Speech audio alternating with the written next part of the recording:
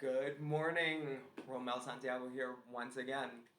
So today, with the holidays that just passed, one of the things that I tell all of my clients at the end of every session is if anything does come up between now and our next session, do not hesitate to reach out. And I say it just like that. Do not hesitate to reach out. I have some of my clients make fun of me at the end of every session because they already know what's coming. Um, but I say that because I want to remind all of my clients at the end of every session that, hey, you can always reach out. Reaching out means giving us a call, it means sending us a text message, it means sending us an email, it means making sure that you're touching base with us. Maybe it's just for a second opinion. Like, hey, Romel, this particular thing is going on. I don't think I need a session, but what are your thoughts? Reaching out gives us an opportunity to get a second opinion. But how do we know when to reach out? If you're a therapist and one of my clients that's watching this video, chances are you have a client who has you've said reach out between our sessions, and then the very next session they're like, oh my god, let me tell you all the shit that happened this week or between our last session and this session.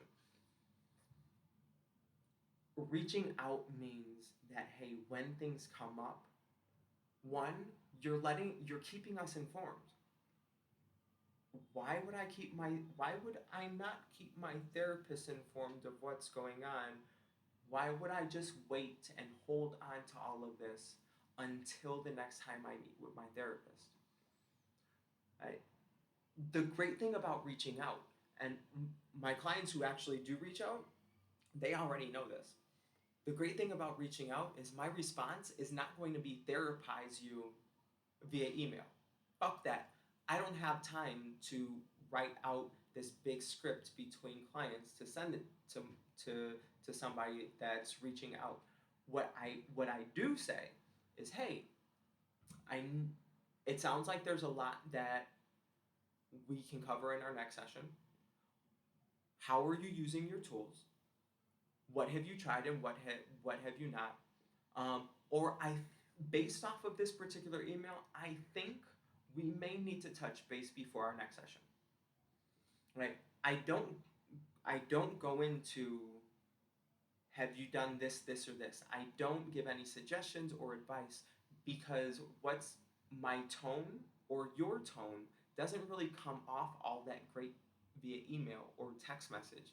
Um, if somebody does call the office manager Jackie is trained in mental health first aid, and is pursuing her art therapy degree. So if she can assist, she will. If she can't, she'll reach out to me, and then I give the client a call.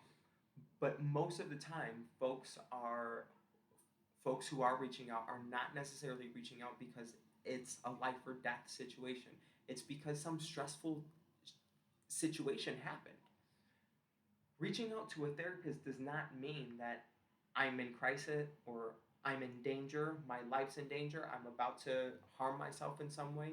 Reaching out to a therapist simply says, hey, I know based off of the relationship we have, you're constantly telling me and reminding me to use my tools.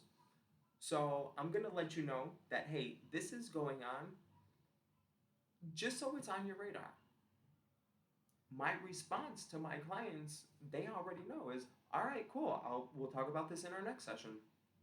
All right, cool. What are the tools that we've talked about that you're using?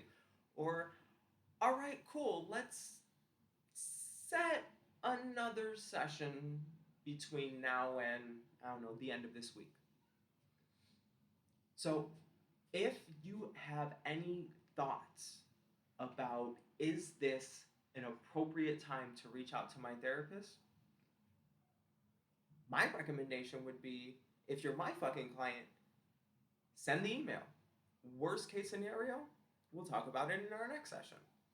If I'm not your therapist, talk to your therapist about what are their particular boundaries, what are their particular stance around reaching out, and when somebody does reach out, what are you expecting versus what is your therapist expecting?